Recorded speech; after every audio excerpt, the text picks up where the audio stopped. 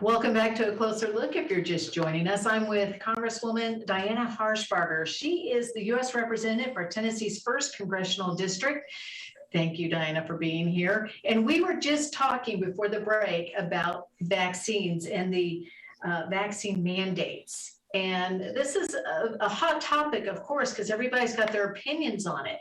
And I have questions just because of the natural immunity. Like I said, I've gone to a couple doctors that, insist I get I've had the shots, but they insist on the shots. And I've gone to a couple doctors that say, you don't need it if you've already had it. You've got a natural immunity, which I have a son who's got natural immunity, but he's still, being told at his work that he's going to have to get the shots. He's like, but I don't need it. So this is a really hot topic on what's right and what's wrong. Yeah, well, absolutely it is, and I would, by all means, I took the vaccine. I took both shots. You took both shots. It's not that I'm not for the vaccine at all, but right. For one thing, some people can't do the vaccine. And if they are severely immunocompromised, maybe they can't do that, or maybe they have an issue. If they think supply chain issues are bad now with labor shortages, you just wait. And we've already seen that in the healthcare industry.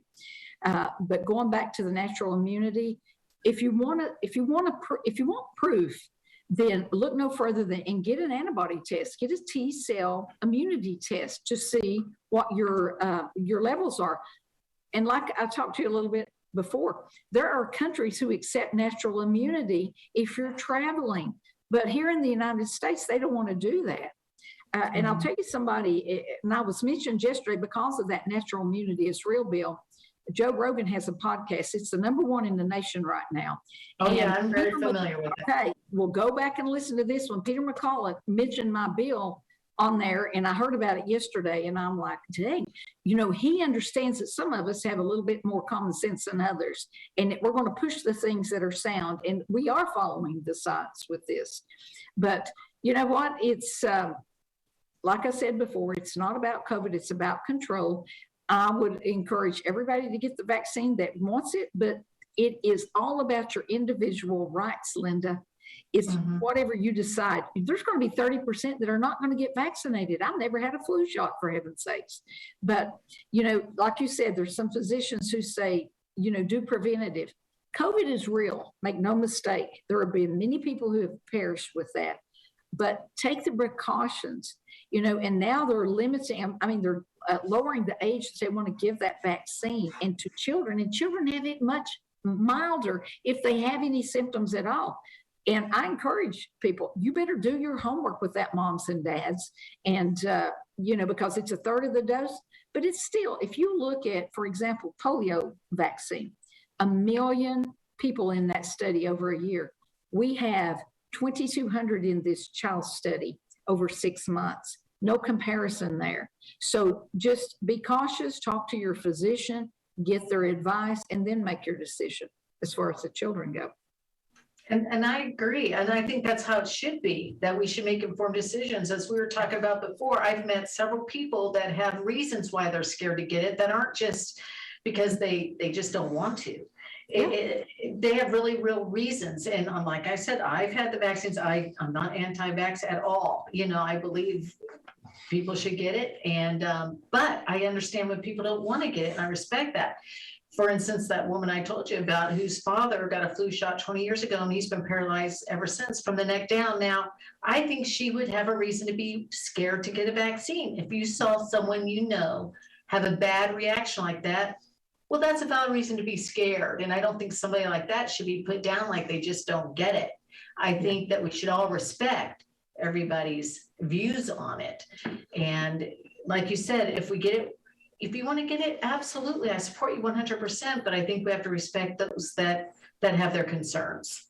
Well, even some of the Democratic governors are pushing back on this. The Kansas governor, it's like, it's not right for her state. Look, I'm telling you, there are a lot of reasons to hesitate in a lot of ways. Even I think it was the military that we talked to, their vaccination rate was going up. It's as soon as they said, you have to do it.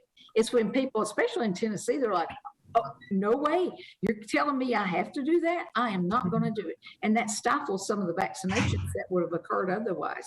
So if you tell somebody, especially in East Tennessee, you have to do it, you just buck up and you're like, no, not me. I'm not going to do it. And, you know, they're pushing boosters now. We don't even know how effective they are. And I haven't had a booster, don't intend to. If you have immunocompromised parents, or if you have somebody who has underlying health issues, maybe it's diabetes or obesity, something like that, that's a discussion for you and your physician, not you and the government.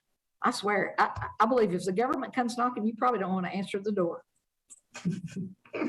Well said. Okay, let's talk about the opioid problem that we have. This is an ongoing problem in this country and in our state. Mm-hmm. What do you see going on with that? Well, it's an open border. Well, I don't know what people expect, why they would expect anything different. Mm-hmm. You're going to have almost 2 million illegal aliens. You know, you've got 40% of your Border Patrol processing unaccompanied minors. You have huge gaps where the cartel can just walk the drugs in.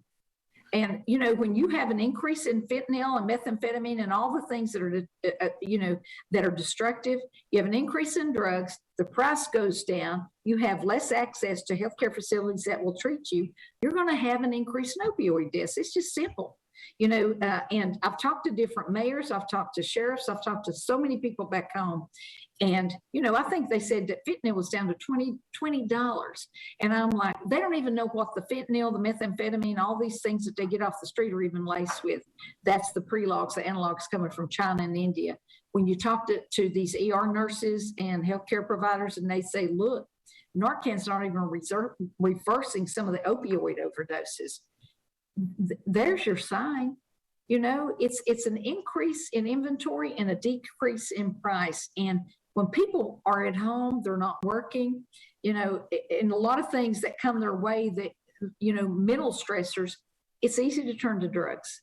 And so, you know, you can fix it overnight, Lynda. You know how? You just put the Trump border policies back in place. You build a wall, you put in the Remain in Mexico policy, you enforce Title 42, and you prosecute the people bringing the drugs over. It's not, you know, they're making more on human smuggling than they are on drugs right now, but they're both just detrimental to our society and our country.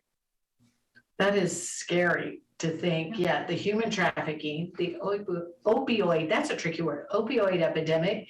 And it doesn't seem like we're doing a whole lot to stop that right now, like you said. And that's what's got me concerned. They're defunding the police. So if you defund the police on top of all that, who is going to be there to hold these people accountable? Look what's happening in California with the smash and grab. You know, I mean, there's so many things. It's, you know, they call it a prison reform or whatever you want to call it. But, you know, the reduction in bail or just bail reform, I mean, Lord Almighty, you know, refund the police is what I say. Let them do their job. You know, this like even HSI, the investigative unit for the cartels, you know what they told us when we went to the border to Rio Grande Valley sector?